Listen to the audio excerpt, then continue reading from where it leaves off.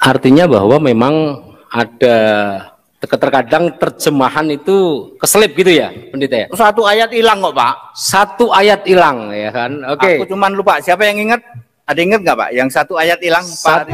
Ya Hadi, ya Bashir, ya Tabibi, Nabiyullah khairul khalqi, khairul khalqi jami'an, lahu a'la manasibi wal marati, salatullahi ma subhanallah. Bismillahirrahmanirrahim. Assalamualaikum warahmatullahi wabarakatuh. Kaum muslimin yang dirahmati Allah, semoga Allah senantiasa curahkan segala rahmat, segala nikmat yang berkepanjangan dan tiada berhujung dari dunia hingga akhirat, insyaallah. Dan Allah pun kumpulkan kita para kaum muslimin di bawah naungan aras Allah beserta para nabi, beserta para orang-orang yang Allah kasihi, Allah sayangi, Allah cintai, insyaallah, di bawah naungan aras Allah, di mana tiada naungan selain daripada naungannya, insyaallah. Amin amin Allahumma amin. Kaum muslimin, pada kesempatan sore hari ini saya akan membahas sebuah video di mana video ini mengesahkan tentang bagaimana perdebatan Bang Donditan ya, para mualaf ya, dan juga versus pendeta Henry Tan ya. Beliau satu warga ini. Beliau ini adalah orang Tionghoa ya, yang satunya mualaf, yang satunya pendeta kan begitu. Dan di sini lucu nih kaum muslimin, debat paling kocak menurut saya ya inilah. Oke, demikian kaum muslimin videonya. Saya yang mengusulkan Alkitab satu-satunya kitab suci. Saya hanya akan memberikan pengantar, nanti materi Pak Pendeta Gerson dan Ibu Pendeta Neni. Begini Bapak Ibu Saudara, Alkitab satu-satunya kitab suci, makanya mohon maaf kami tidak akan mempelajari kitab lain selain Alkitab. Kalau saya mempelajari kitab lain selain Alkitab, maka saya menganggap bahwa saya tidak meyakini lagi Alkitab satu-satunya kitab suci. Nanti akan dijelaskan bagaimana bisa itu merupakan satu-satunya kitab suci. Kedua, kami memahami bahwa Allah yang benar pasti hanya menurunkan satu kitab. Kalau ada Allah lain yang menurunkan kitab lain, kita memang beda Allah. Pemahaman seperti itu harus ditanamkan dulu ya. Saya punya kitab Pak, saya punya kitab. Oke, tidak mungkin Allah yang satu menurunkan lebih dari satu kitab suci. Pasti tidak. Ya. Tapi kami punya kitab suci Pak. Iya, Allah kita beda. Kita pahami itu dulu. Kemudian yang ketiga, kenyataannya menurut Alkitab, sekali lagi, menurut Alkitab kenyataannya. Nanti di dalam penghakiman itu dibuka semua kitab tanpa pakai kata suci. Perhatikan baik-baik, Wahyu 12 ayat 20. Sorry kebalik, Wahyu 20 ayat 12. Maka dibuka semua kitab. Kok nggak pakai suci Pak? Satu-satunya kitab suci Alkitab, tidak dipakai untuk menghakimi. Nanti semua keyakinan dunia ini menurut Alkitab, sekali lagi ya, akan dihakimi menurut kitab masing-masing, nggak pakai suci. Itu pengantar dari saya, padat, singkat, clear. Dilanjut oleh Pak Pendeta Gerson, materinya ini.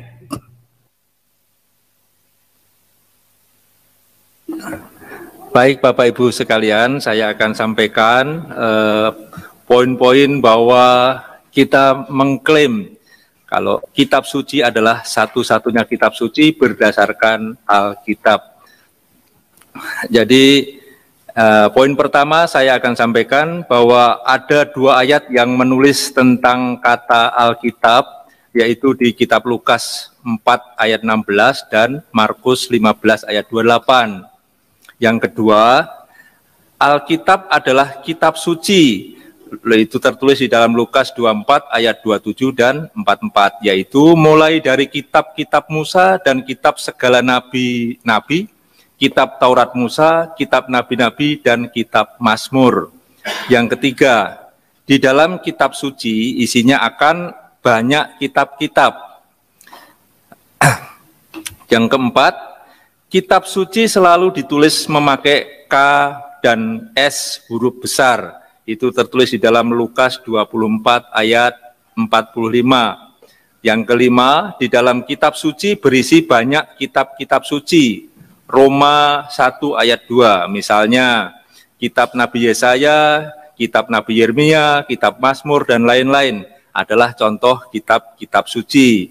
Yang keenam, kata ulangnya adalah kitab-kitab suci. Tidak pernah ditulis dengan pengulangan kata kitab suci, kitab suci. Ini yang membuktikan bahwa kitab suci itu hanya satu. Tertulis di dalam 1 Timotius 4 ayat 13, Yohanes 5 ayat 39. Yang ketujuh, kata ganti untuk kitab suci adalah nya, dengan ditulis n pakai huruf besar, artinya tunggal, satu, dan berasal dari Allah, bersifat ilahi. Ada tertulis di dalam Yohanes 5 ayat 39. Yang kedelapan, Wahyu 20 ayat 12, seperti yang dikatakan Bapak Pendeta HTD tadi, kelak saat penghakiman terakhir hari kiamat, semua agama dihakimi dan dibuka semua kitab. Jadi di sana dibuka semua kitab, tidak pakai kata suci. Itu yang menunjukkan bahwa kitab suci di jagat raya ini hanya ada satu. Yang kesembilan, cara penulisan kitab suci adalah dengan ilham Allah. Ini cara waktu ditulis kitab suci ya. Pertama adalah kitab suci adalah dengan ilham Allah, 2 Timotius 3 ayat 16. Dan apa yang dilihat dan disaksikan oleh penulis kitab suci itu tertulis di dalam Lukas 1 ayat 2, Wahyu 1 ayat 2. Dan juga dikuasai Roh Yesus, disebut juga Roh Kudus, juga Roh Allah.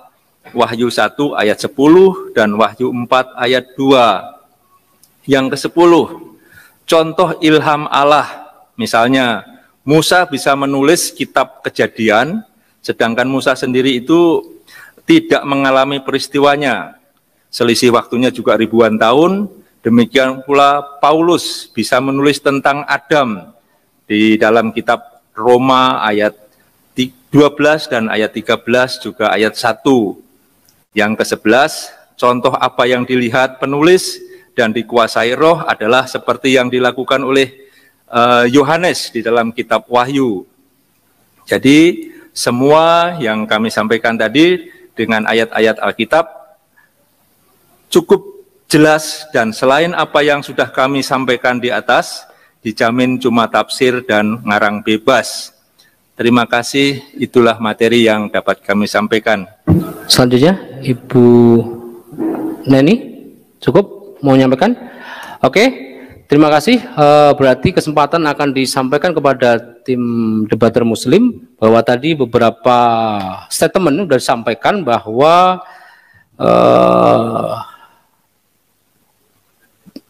umat Kristiani tidak akan mempelajari kitab suci selain Alkitab. Padahal tentunya umat Muslim sendiri punya keyakinan tertentu dengan Al-Quran. Silakan kepada tim debater Muslim untuk bisa menanggapi atau menyanggah ya statement yang disampaikan oleh tim debater Kristiani, dimulai dari sekarang.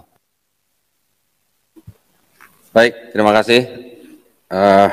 Karena ini topiknya adalah klaim Kristen, yaitu Alkitab satu-satunya kitab suci, saya tadi merasa masih banyak yang kurang, ya, yang tadi Pak Hendritan dan Pak Gerson jelaskan.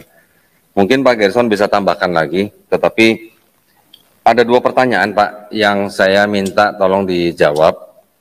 Apa ya Pak yang dimaksud dengan kata suci Pak? Ya, kitab suci, kitab kita tahu, suci itu apa Pak maksudnya Pak? Tolong didefinisikan, dan apa kaitannya dengan sebuah kitab yang disebut dengan kitab suci. Jadi pertanyaan saya adalah apa yang dimaksud dengan kata suci? Pertama. Yang kedua, tadi Pak Gerson mengatakan dan menyebut ayat di Lukas 24 ayat 46 sampai 47 ya Pak ya. Yang dikatakan bahwa di kitab-kitab Musa, kitab Mazmur, dan kitab nabi-nabi gitu ya. Saya ingin menanyakan di ayat 46 Pak. Di situ ada ayat yang bunyinya demikian. Katanya kepada mereka, ada tertulis demikian, ya. Mesias harus menderita dan bangkit dari antara orang mati pada hari ketiga.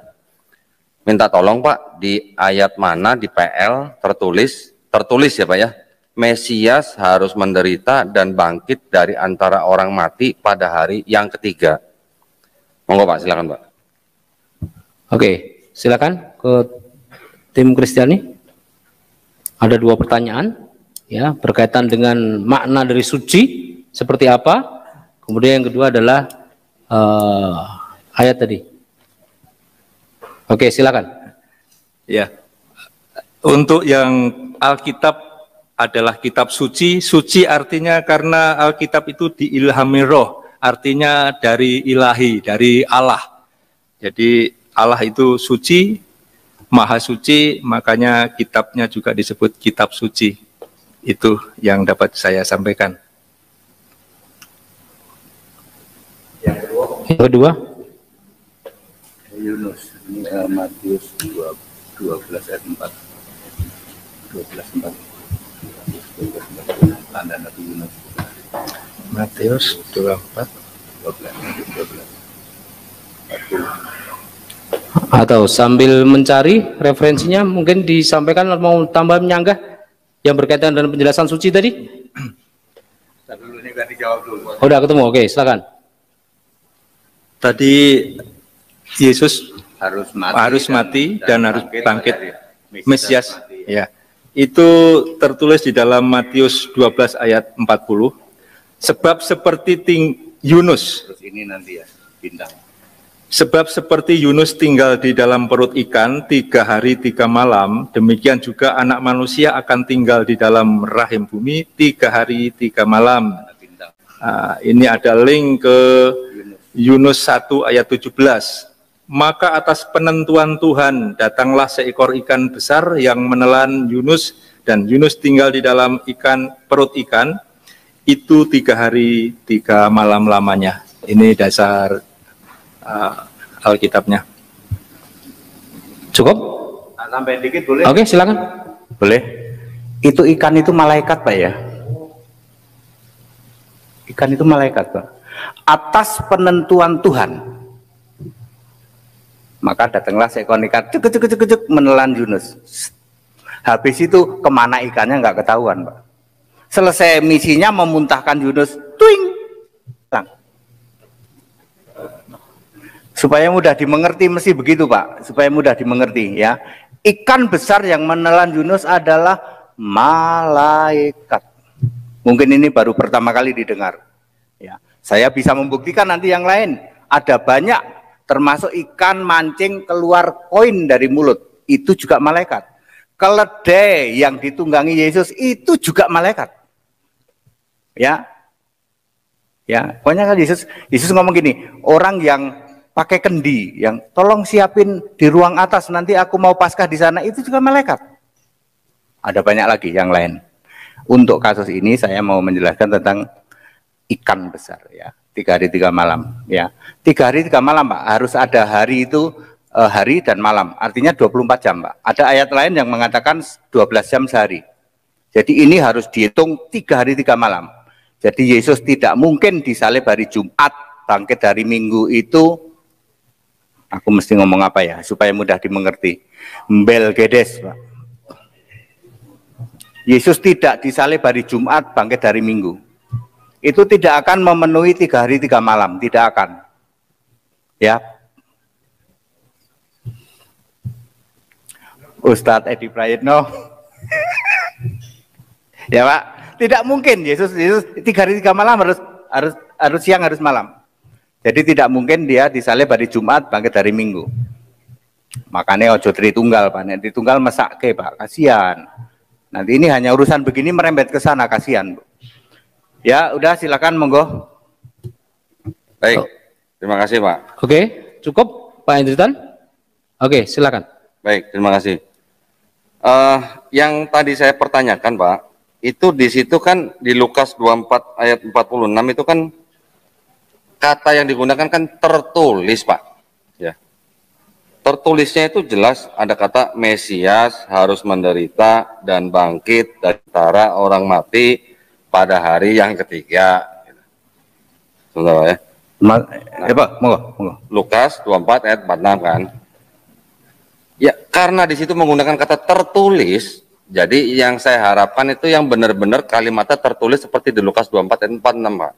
Bukan penafsiran di Yunus, karena Yunus ditelan ikan 3 hari, hari ketiga dikeluarkan, terus disangkut pautkan dengan Yunus adalah Mesias gitu. Nah, itu mohon Pak, ada nggak yang benar-benar tertulis seperti Lukas 24:46, tertulisnya Mesias harus menderita dan bangkit dari antara orang mati pada hari yang ketiga gitu. Silakan Pak. Oke, silakan. Silakan dicari kata Mesias di Perjanjian Lama. Tidak ada. Baru dengar toh? Mesias tidak ada di Perjanjian Lama. Silakan dicari. Ini berbicara ditulis di era Yesus. Mesias itu aku, Yesus maksudnya. Tapi di Perjanjian Lama nggak ada kata Mesias. Silakan dicari. Tidak ada kata Mesias di Perjanjian Lama. Yang ada pemimpin. Kalau ada selama ini yang mengatakan Israel menantikan Mesias, Belgedes. Tidak ada Mesias di Perjanjian Lama.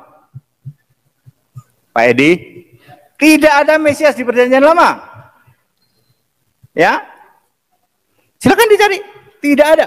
Yang ada adalah pemimpin. Lalu ditulis di era Perjanjian Baru, Mesias. Ini perkataan langsung Yesus ya.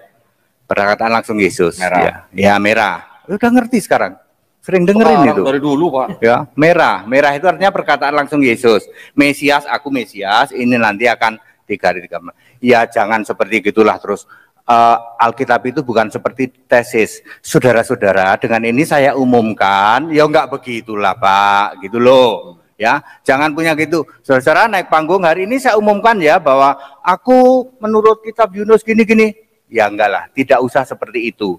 Ya, karena Alkitab bukan seperti tesis, bukan seperti itu. Demikian jawaban kami. Tidak ada Mesias di Perjanjian Lama. Ya. Oke, cukup? Ada pertanyaan lagi? Ya. Terima kasih Pak. Nah, jadi karena tidak ada yang tertulis seperti yang di Lukas 24 ayat 46, pertanyaan saya jadi gini Pak, ini penulis Lukasnya yang bohong atau Yesus yang bohong nih Pak? Karena kalimat ini tertulis gitu.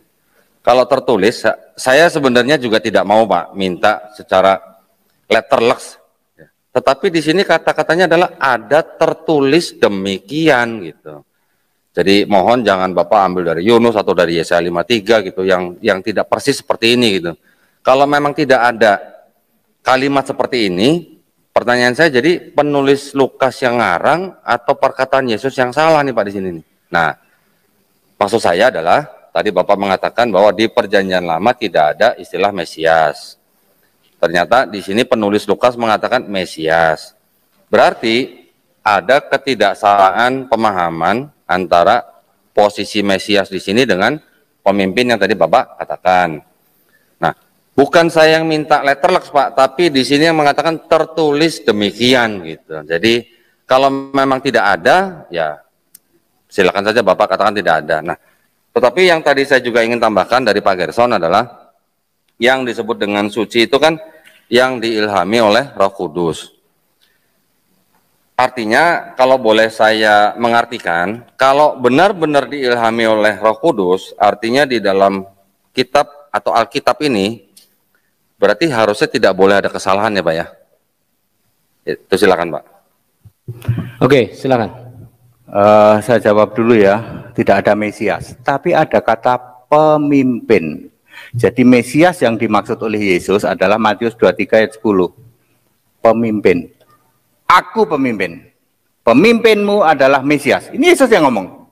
Ya, Matius 23 ayat 10. Sementara di Perjanjian Baru adanya pemimpin. Mika 5 ayat 2. Seiki umur 60 ini soalnya Mika 5 ayat 2. Benar ya? Mika 5 ayat 2.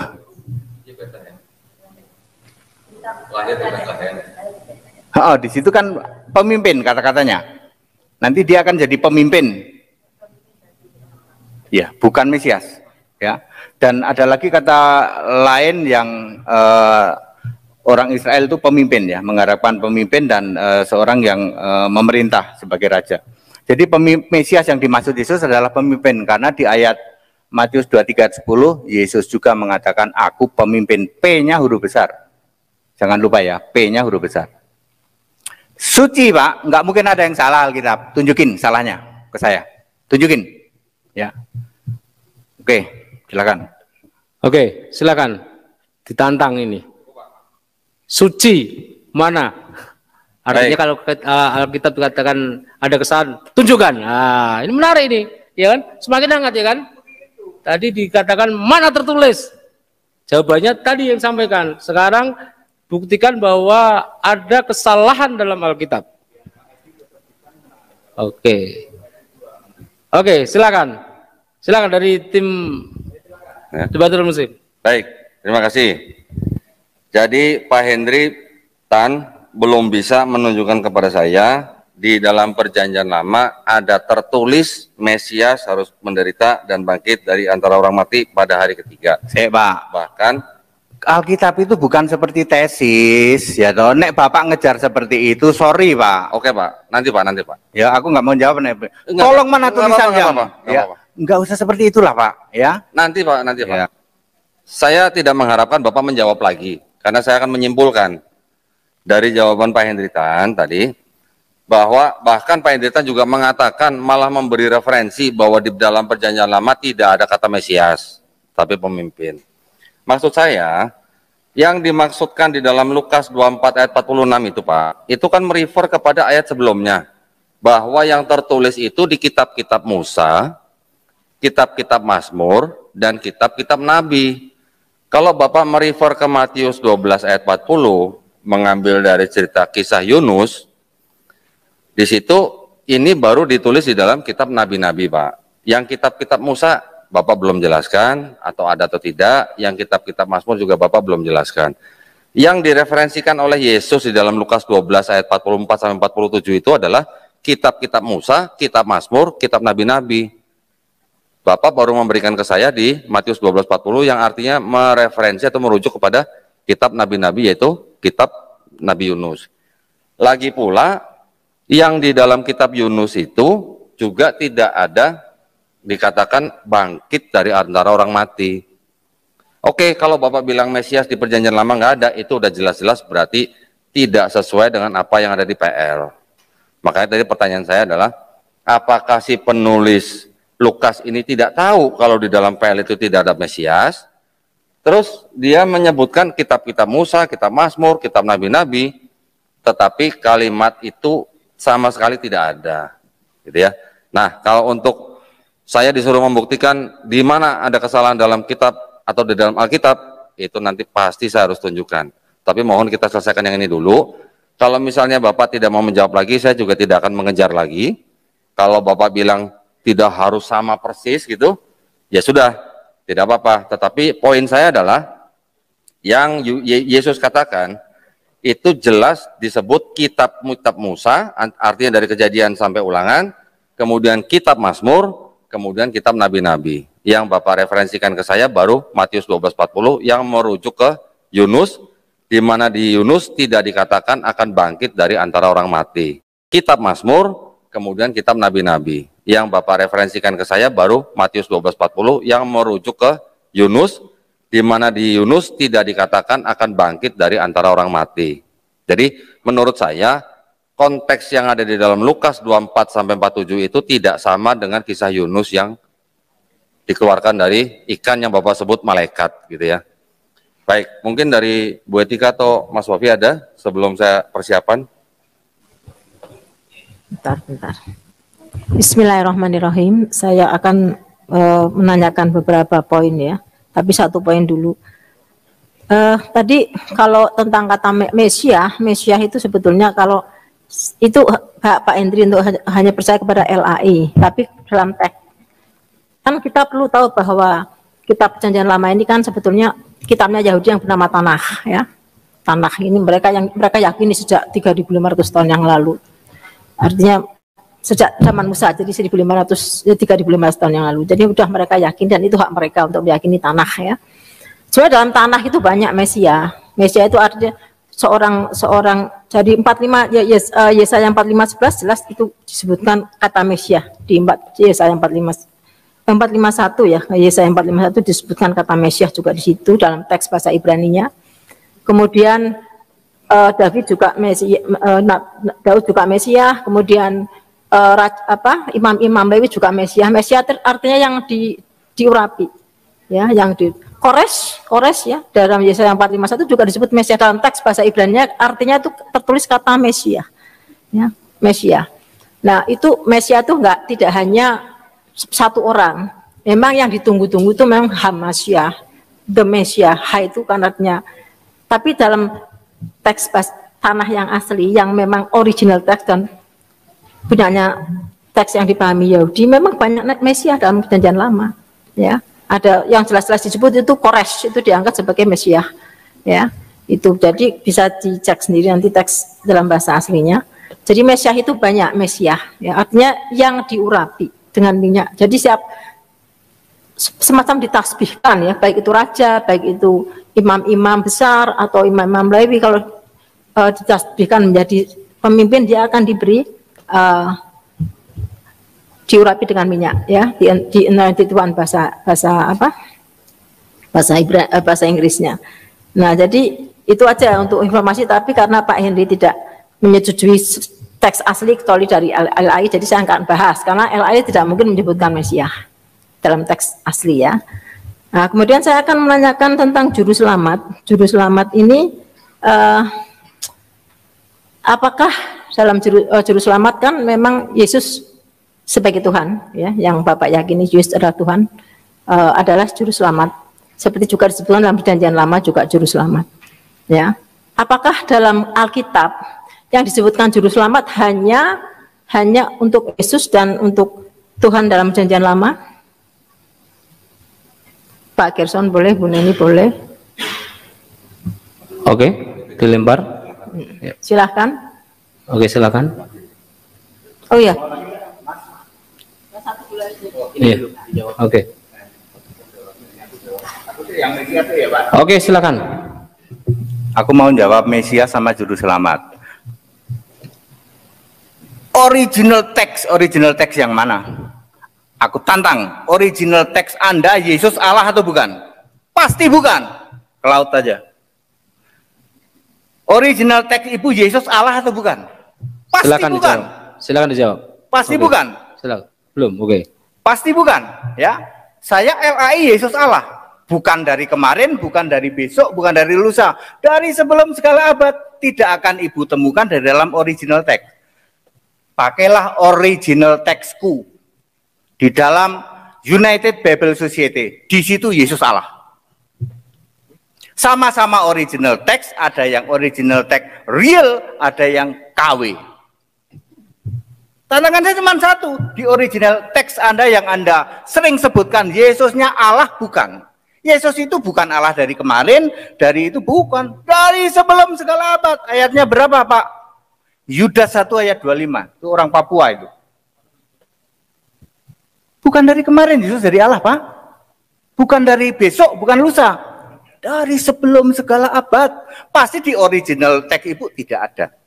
Jadi saya mau bilang, di sana ada Mesias, balik lagi, Melgedes lagi, saya mesti ngomong. Gitu loh. Mesias dari mana? Oh, enggak ada. Original teks dari mana? Nek di situ Yesusnya Allah, berarti sama dengan punyanya LAI, sama dengan punyanya 240 negara. Baca ayat yang sama, mau di Amerika, mau termasuk di Israel, Yesusnya Allah. Alkitab dari UBS, yang original teksnya ada di London. Banyak orang mengklaim original teks. Selalu saya tantang, mana Yesusnya Allah bukan? Bukan, bahasa saya buang ke laut. Yaitu soal Mesias. Selamat, Bu. Juru selamat itu 100% harus Allah. Ya, 2 Timotius 1 Timotius 2 ayat 3. Allah juru selamatku. Maria ibunya Yesus juga ngomong hal yang sama. Berapa, Pak? Lukas 1 ayat 47. Allah juru selamatku. Juru selamat nggak mungkin putra, Pak Edi. Pak Edi dulu kan juru selamatnya putra itu. Nggak mungkin. Juru selamat itu tidak mungkin putra, tidak mungkin anak. Harus Allah. Ketika Yahweh masih roh dan sebagai Allah, dia adalah juru selamat. Yesaya 63 ayat, Yesaya 4 itu juru selamatnya masih kecil itu. Juru selamatnya J-nya huruf kecil kan? Nah, nggak ada besar kecil, nanti firman sama firman nggak bisa bedain. Ya, LAI ada kecil. 4311 sepertinya kecil. Betul lah, 63 ayat 8 dan 9. 63 ayat 8 dan 9. Allah sebagai juru selamat menyelamatkan dengan kasih-Nya dan belas kasihannya, nggak perlu mati, sudah roh. Ya. Sedangkan juru di perjanjian lama ada penebus, ada juru selamat. Di perjanjian baru nggak ada penebus. Baru dengar Pak Edi. 43 udah berapa? Oke, ada juru selamat yang J-nya huruf besar. Ya, 433 ya. 63 ayat 8 dan 9 juga ada. Ya, oke, ada banyak. Saya ingin ngasih tahu di perjanjian baru tidak ada penebus yang P-nya huruf besar. Tidak ada. Penebus itu ada di perjanjian lama, juru selamat ada di perjanjian lama sebab Allahnya sudah roh. Allah itu harus roh. Makanya Adam sampai Maleaki walaupun Yesus belum lahir, dia selamat karena dia juga punya juru selamat. Waktu itu, ingat, memorial name bukan proper name. Nama sebutannya adalah Yahweh. Ya, tidak usah berdebat dengan saya bahwa Yahweh itu nama diri. No, nama diri itu Yesus. Kan tadi sudah saya cerita, Allah dari segala masa itu Yesus. Yahweh itu adalah nama sebutan. Bapa adalah kiasan. Yang di kami sudah very clear, tapi bapak-bapak baru pada dengar nih sekarang nih ya toh. Ternyata Yahweh itu nama sebutan, Bapa itu kiasan, Yesus Allah. Kalau yang jadi Allah dari dulu tetap Yesus, nggak berubah-berubah. Nggak berubah. Ya. Makanya disebut Alfa. Alfa itu sebelum segala sesuatu ada. Dia namanya sudah Yesus. Alfa Omega nggak pernah ganti. Alfa Omega itu diawali dengan aku. Aku, ada 3 ayat tentang Alfa Omega. Aku. Aku itu Yesus. Nah sekarang Pak Gedon jawab yang itu Pak. Silakan Pak.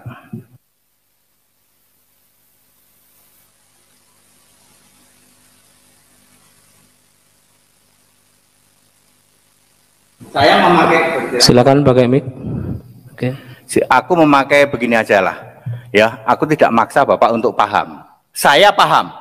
Kalau Bapak nggak paham ya wes nggak apa-apa gitu loh. Nggak apa-apa. Kalau Bapak nggak paham nggak apa-apa. Saya very clear. Kalau Bapak, saya very clear. Bapak baru belum sampai very nggak apa-apa. Gitu Pak. Saya nggak akan maksa ke Bapak harus tertulis begini Pak ATD, harus naik panggung seperti ada yang tertulis. Nggak usah begitu. Ya, saya tidak memaksa Bapak untuk itu, tapi ayat ini valid, memang ayat inilah linknya. Memang ini linknya. Ya. Yesus sering menyebut begini, seperti yang tertulis, orang yang mengangkat tumitnya kepadaku seperti tertulis di dalam Taurat, ternyata malah bukan di Taurat. Enggak masalah, Pak, ya. Taurat, Mazmur, kitab Nabi itu satu Alkitab. Gitu, tidak masalah. Waktu itu perjanjian lama. Lalu Yeremia berapa Pak? Yeremia 31 ayat 31 membuat perjanjian baru. Perjanjian baru itu karya Yesus Pak. Memang diinginkan Yesus. 3233. Sorry, Yeremia 3233. Dulu ada perjanjian lama, ada perjanjian baru. Nyambung Pak. Ya, nyambung. Siapa bisa buktikan nggak nyambung? Saya tantang nih. Siapa bisa membuktikan perjanjian lama dengan perjanjian baru nggak nyambung? Tunjukkan. Ngono Pak, aku Pak. Ya, silakan Pak. Kita mau nambahin tadi apa Pak? Oke, cukup.